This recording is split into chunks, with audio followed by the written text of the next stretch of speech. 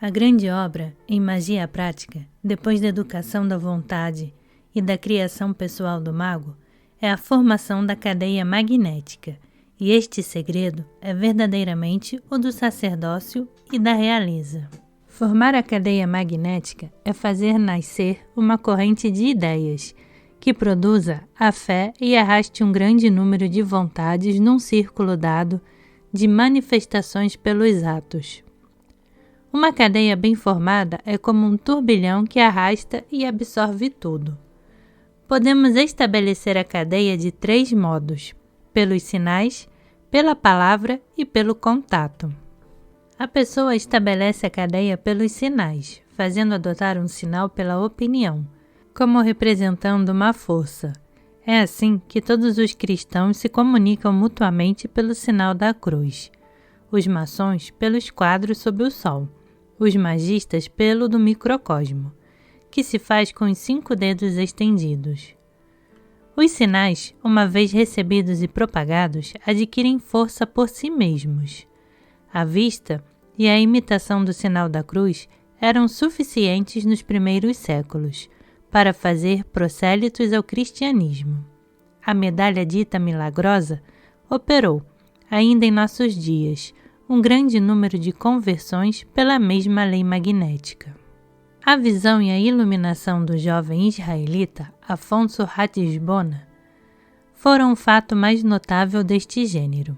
A imaginação é criadora, não somente em nós, mas também fora de nós, pelas nossas projeções fluídicas e, sem dúvida, não é preciso atribuir a outras causas os fenômenos do lábaro de Constantino e da cruz de Migné. A cadeia mágica pela palavra era representada entre os antigos por estas cadeias de ouro que saem da boca de Hermes. Nada iguala a eletricidade da eloquência. A palavra cria a inteligência mais elevada no seio das massas mais grosseiramente compostas. Até os que estão muito longe para ouvi-la compreendem por comoção e são arrastados como a multidão. Pedro, o eremita, abalou a Europa gritando: "Deus o quer!" Uma só palavra do imperador eletrizava o seu exército e fazia a França invencível. Proudhon matou o socialismo pelo seu célebre paradoxo: a propriedade é o roubo. Muitas vezes basta uma palavra que corre para derrubar uma potência. Voltaire o sabia bem, ele que transformou o mundo com sarcasmos. Por isso, ele não temia papas nem reis, nem parlamentos, nem bastilhas, tinha medo de um jogo de palavras. Vivemos sempre na iminência de realizar as vontades da pessoa cujas palavras repetimos.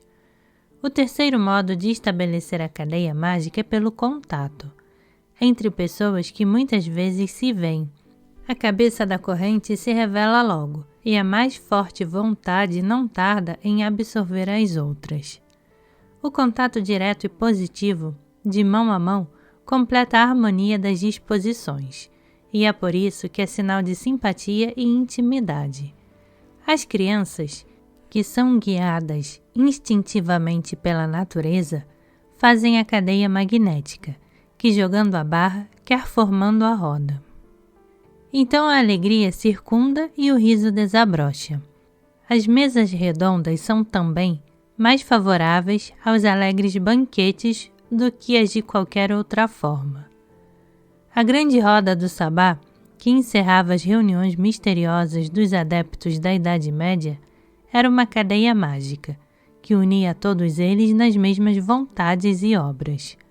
Formavam-na colocando-se ombro a ombro e segurando-se pelas mãos, com a frente para dentro do círculo, a imitação dessas antigas danças sagradas de que ainda se encontram imagens nos baixos relevos dos antigos templos. Os forros elétricos de lince, pantera e até de gato doméstico eram a imitação das antigas bacanais, pregados nos seus vestidos. Daí veio esta tradição que os ímpios no sabá trazem cada qual um gato pendurado à cintura e que dançam com este traje. Os fenômenos das mesas giratórias e falantes foram uma fortuita manifestação da comunicação fluídica por meio da cadeia circular. Depois, a mistificação misturou-se a isso, e até personagens instruídos e inteligentes se apaixonaram por esta novidade, a ponto de se mistificarem a si próprios e de ficarem enganados por essa predileção. Os oráculos das mesas eram respostas sugeridas mais ou menos, voluntariamente ou tiradas à sorte. Se pareciam com os discursos que se fazem ou se ouvem nos sonhos. Os outros fenômenos mais estranhos podiam ser produtos exteriores da imaginação comum. Não negamos, sem dúvida, a intervenção possível dos espíritos elementais nestas manifestações, como nas da adivinhação pelas cartas ou pelos sonhos, mas não cremos que seja provada de modo algum e que, por conseguinte, nada possa obrigar-nos a admiti-la. Um dos poderes mais estranhos da imaginação humana é o da realização dos desejos da vontade ou até dos seus temores e apreensões. A pessoa crê facilmente no que teme ou no que deseja, diz o provérbio, e tem razão, porque o desejo e o temor dão à imaginação uma força realizadora, cujos efeitos são incalculáveis. Como é a pessoa atingida, por exemplo, pela doença, que teme?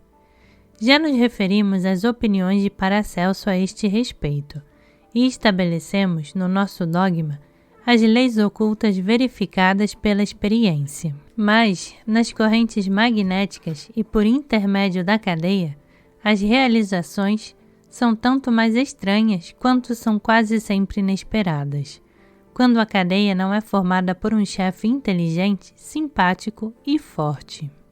Com efeito, elas resultam de combinações puramente fatais e fortuitas. O terror vulgar dos convivas supersticiosos, quando se acham 13 à mesa, e a convicção que tem de que uma desgraça ameaça o mais moço e o mais fraco dentre eles, é como a maior parte das superstições, um resto de ciência mágica. O duodenário, sendo um número completo e cíclico nas analogias universais da natureza, arrasta sempre e absorve o 13º, número considerado como infeliz e supérfluo. Se o círculo de uma mó de moinho é representado por 12, o número 13 será o do grão que deve moer. Os antigos tinham estabelecido, sobre semelhantes considerações, a distinção dos números felizes e infelizes, do que provinha a observância dos dias de bom e mau augúrio. É principalmente em semelhante matéria que a imaginação é criadora, e os números e dias não deixam de ser favoráveis ou funestos aos que creem na sua influência.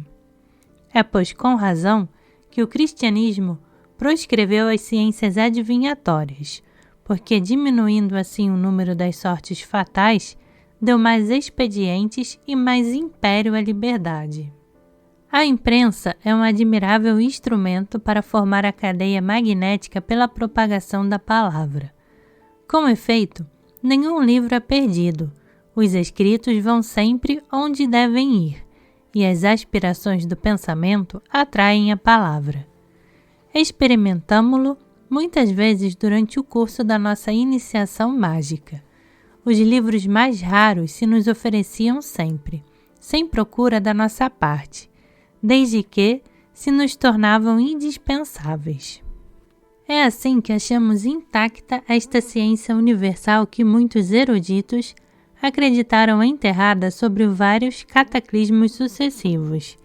É assim que penetramos na grande cadeia mágica que começou com Hermes ou Enoque, para só acabar com o mundo. Então, podemos evocar e fazer presentes os espíritos de Apolônio, Plotino, Sinécio, Paracelso, Cardan, Cornélio, Agripa e tantos outros menos conhecidos ou mais conhecidos, mas muito religiosamente célebres para mencioná-los à ligeira. Continuaremos a sua grande obra, que outros continuarão depois de nós. mas a quem será dado acabar?